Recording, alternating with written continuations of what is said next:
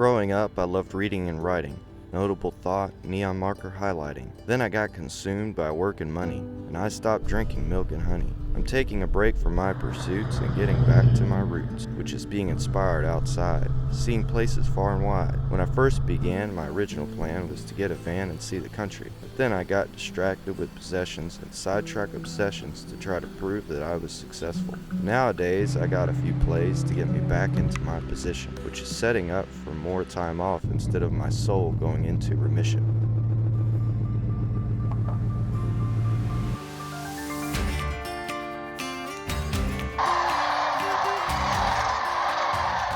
I decided I'm going to start going and visiting more local campgrounds. I've saved a lot of money by going to TVA land and spending most of my time on those properties, but you can only stay there for 14 days. I looked through all of these different campsites here along the river, and I know at least one of them said they didn't allow me because I wasn't an actual RV. I singled it down to this one right here. And check out these views. This sits right along Wheeler Lake, which is tied into the Tennessee River. It has an abundance of wildlife native to the area.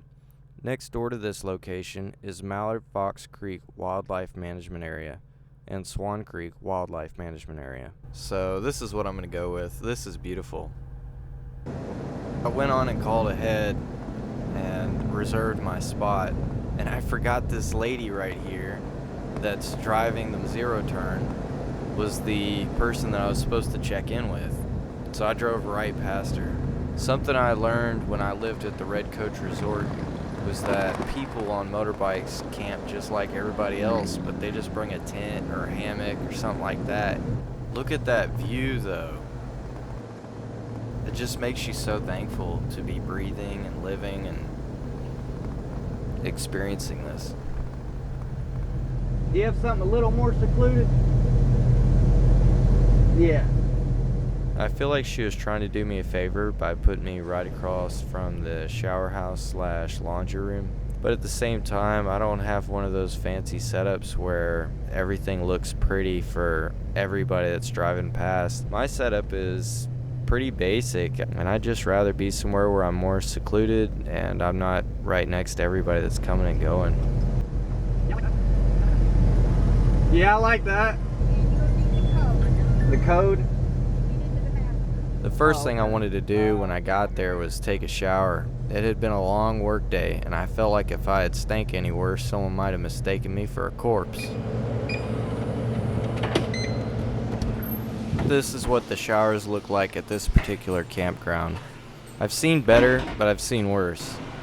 And it definitely isn't as nice as a truck stop, or at least the ones I stop at. But it'll do. It'll get the job done. And I'm super thankful just to be somewhere where I can chill, hang out, cook some food, and take it easy.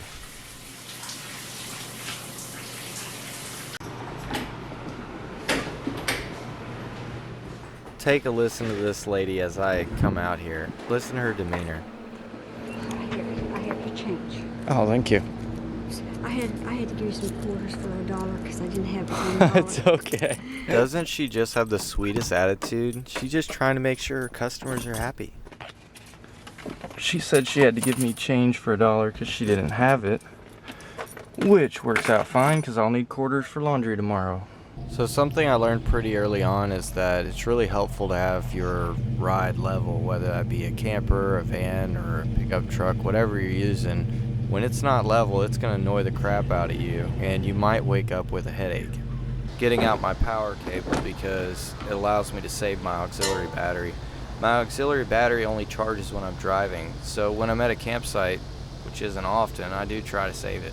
I got this off of Amazon. It's a cover for your front windshield, and it goes for normally for Ford Econoline campers, but for this van it works because, well, it's the same dash as a Ford Econoline camper. And I put my window wipers above them kind of to hold it down and also to keep my wipers from being directly on the glass, and kind of prevents them from warping over time. It can add a little life, but I'm not really sure if it's gonna add much to it, but who cares?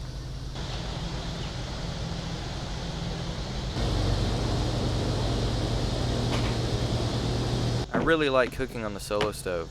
Sometimes it gets a little hot, but if you pay attention to your food and you don't let it char, you can have some pretty darn good food off of a solo stove.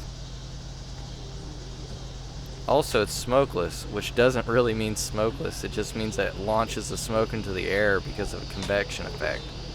Got my grate from Walmart. It fits right on top perfectly, and it's just strong enough to hold my cast iron. Trust me, it's held a lot of cast iron.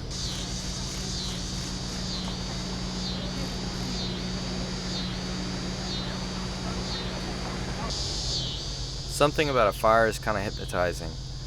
I've always felt this way about it. Just sitting around a fire, I feel like I'm like touching into my ancestors and kind of gathering what they felt when they had a fire in a hard environment, someplace that was harsh. Maybe it was just wet outside and they needed to dry off. Here at this point, I'm kind of cooking up my bacon. I'm getting it ready to be cooked.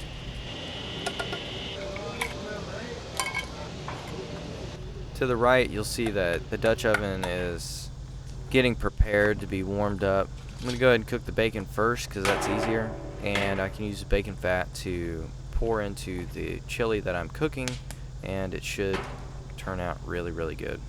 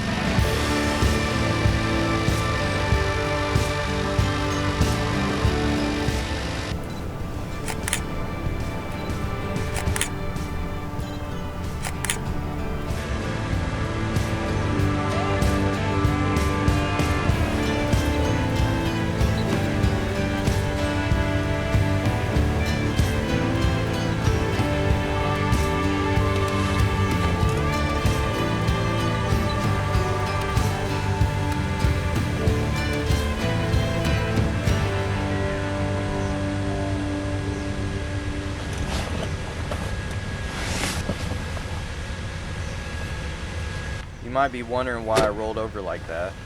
It's because as soon as I looked down, I saw ants crawling up my electrical cord.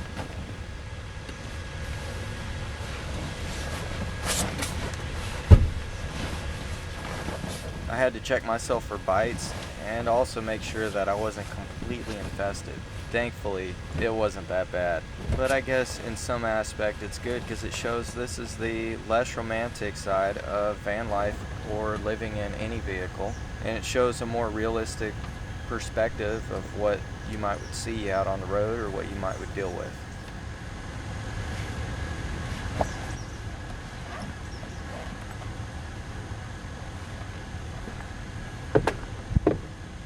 Thankfully, the ant problem wasn't that bad. I was able to rub down the electrical cord with WD-40, and that pretty much solved the ant problem. Kind of considering whether or not I'm going to stay here for a few weeks.